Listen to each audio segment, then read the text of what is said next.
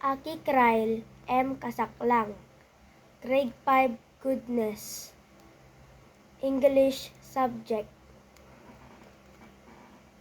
My favorite pet is Penny, a playful, fluffy cat with soft orange fur and bright green eyes. Some days, she's incredibly affectionate, rubbing against my legs with a soothing purr. Every morning, Penny's loud, piercing meows wake me up, demanding attention and snacks.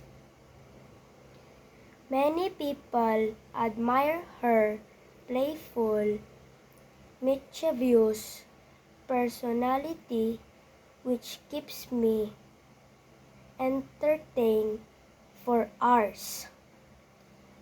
A few scratches on her ears only add to her rugged, adventurous charm. Penny's small, delicate paws barely make a sound as she pads across the floor, but her warm, affectionate nature makes her a beloved companion.